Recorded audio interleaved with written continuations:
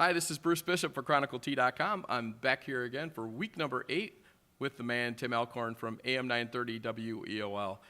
How you doing, Tim? I'm doing well, although I'm not sure I'm the man, but I appreciate your little intro there. And as you said, we're here at Corks and Stubbies, and I should tell the folks, Bruce, I was waiting patiently for you to arrive. You were running a little bit late today, and so I decided to have some lunch here at Corks and Stubbies. I would highly recommend any of the burgers. I mean, I didn't have them all, but I had one that was absolutely phenomenal. It was loaded up with some onions and some mushrooms. It was great. So if you're on your way to Corks and Stubbies, keep that in mind. I highly recommend the burger. It was phenomenal, or as my friend Joe Tate would say, outstanding. So I recommend the burgers. Wonderful. I think I told you about 3 weeks ago, but that's okay, you know. No, well, I've eaten here since, but I hadn't had a burger. So Right. as I was waiting for you, I remembered what you had said, and indeed, the burger was just off the chart. So if you're on your way to Corks and Stubbies, keep that in mind if you're looking at the menu. Wonderful. Well, Tim, let's get to business here. Last week, tough for the Elyria teams. It was a tough week 7 for both the Elyria Catholic and Elyria High. We'll start with the Pioneers. They had a tough ball game at Euclid in the Chronicle Telegram picket line. Everybody pretty much went with the Euclid Panthers, except Tim Gebhardt. But Elyria played well, but boy, they just kept shooting themselves in the foot, and Euclid comes away with a win. And so Elyria High, while still alive as far as the playoffs are concerned, that was a big loss for them. A devastating loss for Elyria Catholic. They lost at home on Friday night to a very good Bay Rocket football team. Don't take anything away from Bay. They are a tremendous club, but EC needed that one, especially after the loss to Holy Name the week before. Bay got an incredible performance from Nick Best. Ironically, he may have been the best player on the football field last Friday night. That's unfortunate for Elyria Catholic because now as we sit here in week 8, no pun intended, the Panthers are behind the 8 ball. For them to make the playoffs, it's really going to take some magical things to happen because 2 of the final 3 teams on their schedule are winless right now. We're going to talk about how the playoffs work here in just a moment. So for EC to get in, they're going to need a lot of help. That was a big loss for the Panthers last week, a real tough one. Any other games last week that really stick out to I'll you? tell you what, the game we had on AM 930 WEOL, and not plugging it just because we had the game, we thought Avon North Ridgeville would turn into a heck of a ball game over at Avon. Boy, the Eagles just rolled. They are coming on strong in the second half of the campaign. Mike Elder coached football team usually does that, and they're showing that again here in 2015. They rolled up North Ridgeville. That was a very impressive performance by the Eagles. Boy, it's tough for North Ridgeville. You know, all season long we've talked about DeMario McCall. He's just a spectacular talent. He's, you know, kind of the once-in-a-generation type of player, and yet he just hasn't been healthy this year. He got hurt again last Friday night, so it's a real tough break for North Ridgeville. They still have an outside shot at the playoffs, but they've got to turn it around, and it doesn't look as though DeMario will be at 100% again this week when they take on the Westlake Demons. So that was a tough loss for North Ridgeville. Big win for the Midview Middies last week. We always talk about Midview, but they got another big win to go to 7-0. They beat a pretty good Olmsted Falls football team, so the Middies are rolling. They are pretty much a lock to end up in postseason play for the second year in a row. And I'll tell you a team that really we don't talk a lot about on this preview, and yet they've played pretty steady football throughout the year. The Brookside Cardinals. They had a hard-fought 7-6 win over Keystone last week. Hats off to their coach, Paul Ferguson, young guy. Looks like he could be a player for Brookside. He looks that young, but he's done a really good job with their program. They've got a nice talent in Dudley Taw. Evan Brown-Fugate is a tremendous player for them as well. So with a 7-6 win over Keystone, that's a nice win for the Cardinals in Week 7. That sounds great. So, you know, you talked about a little bit.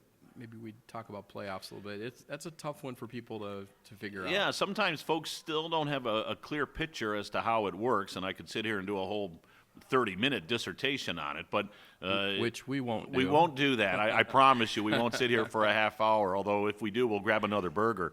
But the way it works is the divisions are broken up into regions. So Division 1 is your biggest region, Division 2, the next, school size-wise, Division 3, and of course the smallest would be Division 7.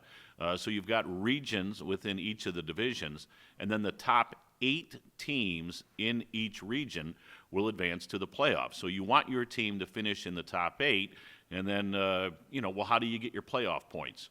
Well, you get your playoff points by who you beat. So obviously you want to win your games every week. That's number one, pretty obvious.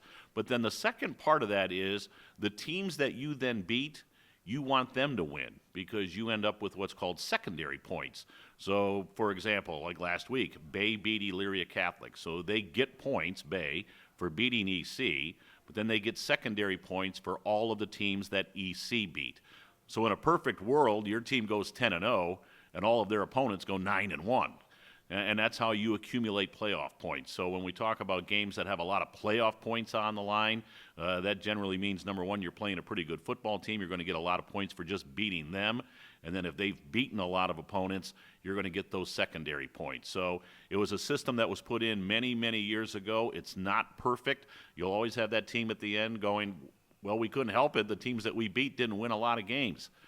That's the luck of the draw sometimes. But it's not perfect, but it works pretty well. The top 8 get in, and then we go from there. So we'll see how it plays out with 3 weeks left. Still a lot of teams in the hunt as far as Lorain County is concerned. Yeah, I see where that could encourage you to take some tougher matchups. Exactly. No, it's a great point, Bruce. It's a great point because it puts athletic directors and high school football coaches in a position where you can't schedule, what they call a cupcake every week because you need the teams that you beat to then beat some teams. So, yeah, it'd be great to go out and beat clubs every week that aren't going to win any games, and your record's 10-0.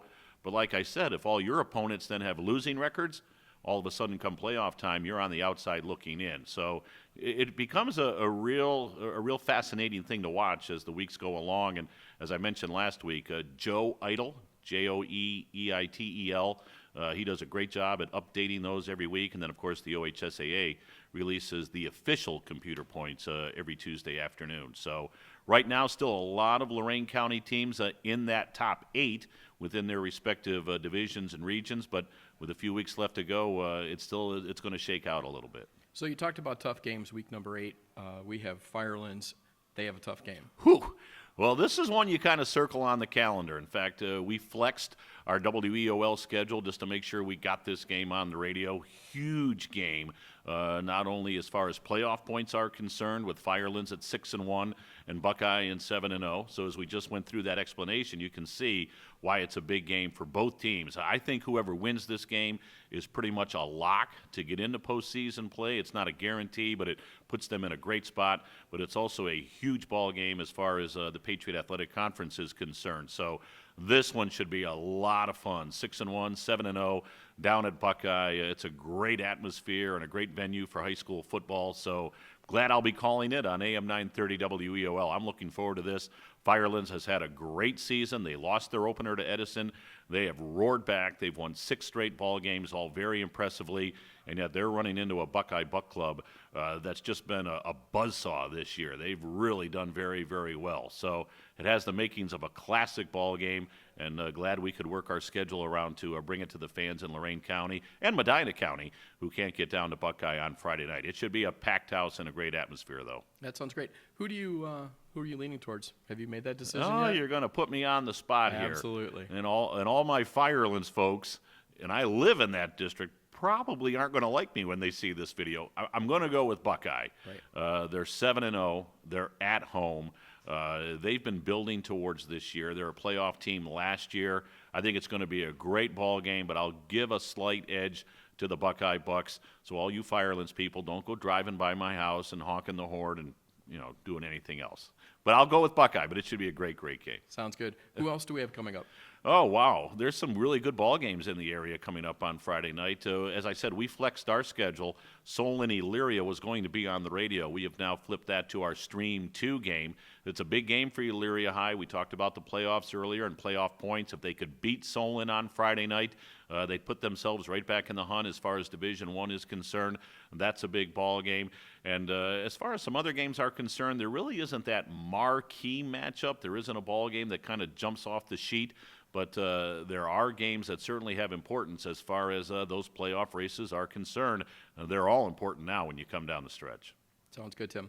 All right, listen, I haven't had lunch yet, so I think we're going to wrap this thing up. I'm going to go have some lunch, and you get back to The work. burger with the mushroom and the grilled onions, I'm telling you, Corks and Stubbies, Five Corners in Amherst. Amherst. Where are we, Bruce? Lovely Amherst. We're in Amherst. Yeah, it's a good town. Some That's people right. don't know it's here. We need Yes. to help them find their way to Amherst. Five Corners. Five Corners. Yes, great to be here at Corks and Stubbies, and I'll tell you what, when we convene here next week talking about Week 9, that playoff picture, it may start to crystallize a little bit more. That sounds great. We'll make a point of going over that a little bit then. All right, sounds good. All right, Tim, have a good week. All right, you too, Bruce. Bye-bye. Thanks.